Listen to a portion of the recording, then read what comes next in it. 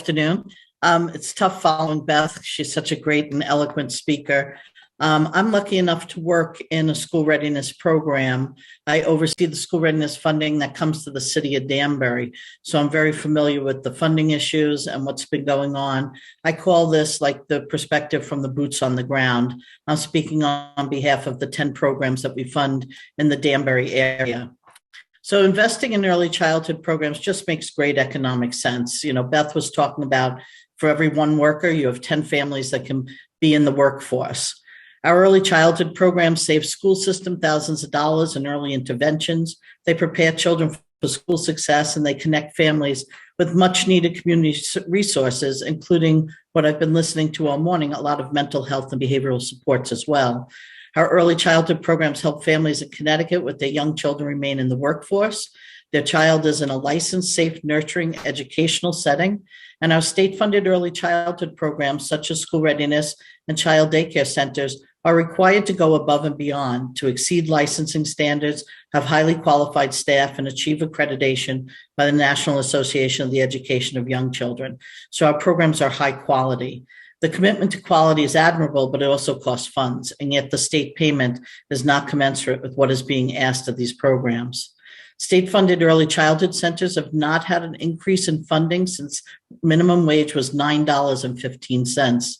The current rate of $13, which is becoming $14 in July, is causing our programs to run at a deficit.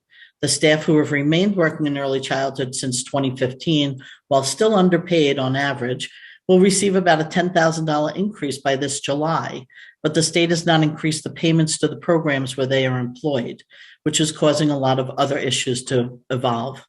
The state legislature approved the increase in minimum wage, and the legislation for school readiness programs defines the current reimbursement rate. These actions are causing a failing system. If our childcare system fails, so does our economy. We need your help to rectify the problem.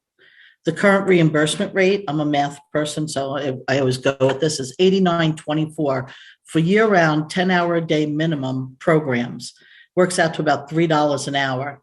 As I've joked around, I think I made more babysitting in the 80s than people are getting paid today.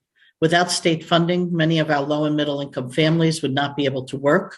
Unlike privately owned businesses, state-funded centers cannot raise their rates. They're required to use a sliding fee scale, and the programs mainly serve working families across the state. 60% of our children minimally need to be under 75% of the state median income. So you can see that we really are working with low-income, middle-income families. Early childhood programs, which I think is really important to note, we employ over 30,000 people in the state of Connecticut. We're a very large industry, and it's mostly women. And many of these women work in our state-funded centers. We cannot afford to continue to pay our staff on the reimbursement rate that the state supplies. We're almost creating our own circle of poverty for the women who work for us. I'm asking you to specifically increase the funding for our state-funded centers for school readiness and CDC to a rate of $10,000 per child this year and $11,000 in 2023. While this will not fully cover the cost of care, it's a step in the right direction. It'll help start our programs from closing and keep our staff employed. Without a significant increase in reimbursement rates, many of our centers, who again, I say are serving our working families, will have to close. And as Senator Amwar stated, we cannot wait for the federal government to bail us out. We don't know how many months that will take. And then when it comes, when will the money come? How long will it take for us to have a system in place? We're talking a year or two. We need our Connecticut legislators to take action now for this issue that's been ignored for far too long. Thank you. Thank you. Help me with the math here. You said $10,000 to $11,000 per student. How does that translate on a statewide basis? What do we need to ante up? You know, that I don't have the exact number, how many across the state, but just in Danbury alone, we have 345 children that are funded through school readiness. We could easily have 500 children funded through school readiness because we have a need. But just the $1,000 increase per child would be life-changing for these programs. It would just help offset when a minimum wage is increasing. It would help offset the deficits that they're carrying. Thank you for that, and thank you for your passionate involvement. You bring us a perspective we need to hear. We have a couple of questions for you, Representative Comey, followed by Senator Kushner. Sure. Thank you so much. Hello, Eileen. Hi there. So you mentioned you really talked to the school readiness funding stream mostly. I'm wondering, I assume you also take care for kids. Yes. Children in that program. What role does the Care for Kids play in funding the school readiness pre-K programs, and how does that work in relation to undocumented parents? Well, a couple of things here. When school readiness was first funded, it was supposed to be a 3-part funding. One from parents' tuition, which is based on a sliding fee scale, and parents can pay as low as $8 for a full week of care. The second was a Care for Kids payment for all the working families that were under 50% of the state median income, and the third was the state payment. Unfortunately, and I'm speaking more from Danbury, but this is an issue across the state, we have a lot of undocumented families that don't qualify. We have a lot of people that work cleaning houses and landscaping, et cetera, that don't have that proof of income.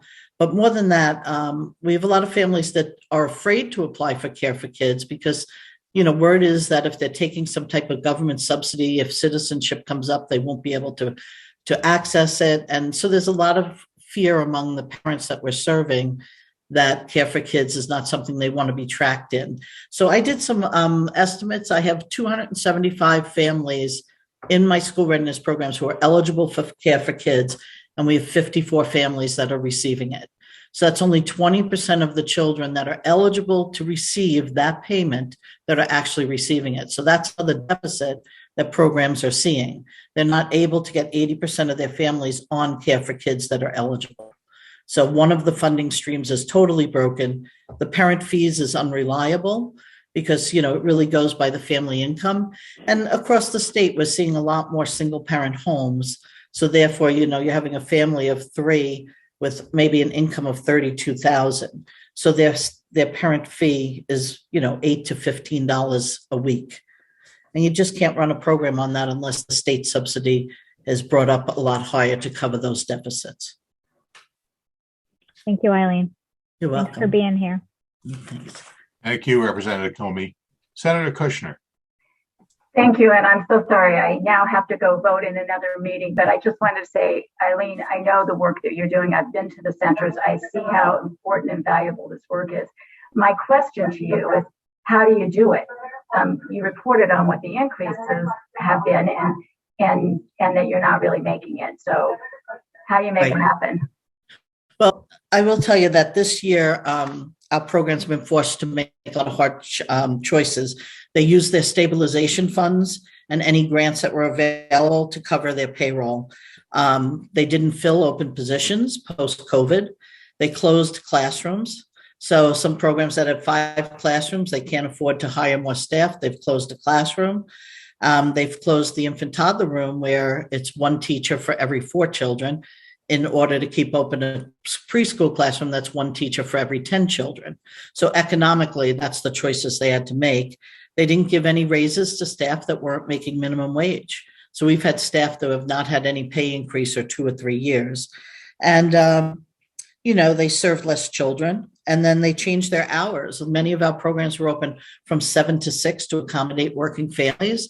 They cut back from 7 to 5, and then that knocked out some of our working families who couldn't make it work with the hours that the programs were open. So we're hoping to go back to 7 to 6. We're hoping to reopen any classrooms that have been left empty this time and fully take all the children that we can possibly take. So that's how they've been making it meet, and it's just, they're teetering on the edge, and we see it every day. Well, I'm glad that you gave us that explanation because it's really important that we understand that this is really day to day at this point. And we already knew that we weren't serving enough families that are in need. And now we're finding it even harder to serve those that we had. And so I appreciate everything you and all the people who work in this field in our area do for our community. tremendous work. It's so valuable, and the kids are the real beneficiaries of all your efforts. But it's unbelievable what you go through to keep these centers open. So I'm hoping that we as a legislature can prioritize this and make it work a little better. Thank you. Thank you so much. And I do want to say, for those here who are here for the mental health issue, I kind of was jotting down all the things that we do in early childhood. In Danbury, we follow the pyramid model, Cephals, and all our state-funded programs. All the staff have been trained. We partner with ECCP and Families Network, which is a home visiting program. And we offer a program called Positive Discipline. It's a parent education program that talks about relationship building and behaviors. And we offer it in English, Spanish, and Portuguese. So, I mean, early childhood programs are a great beginning for a lot of families, and we offer a lot of resources. So we work hand in hand with families to make sure that they're getting all the resources that they possibly need to make their family life easier at home. Thank you. Thank you, Mr. Chairman. I really appreciate the opportunity to engage with Eileen. She's always so helpful to us. Thank I totally you. agree. Now go vote and get us a ton of dollars for our needs and appropriations. I voted in the middle of all that very quickly. It's amazing how very we much. multitask here. But Eileen, thank you again for everything you added to our insights.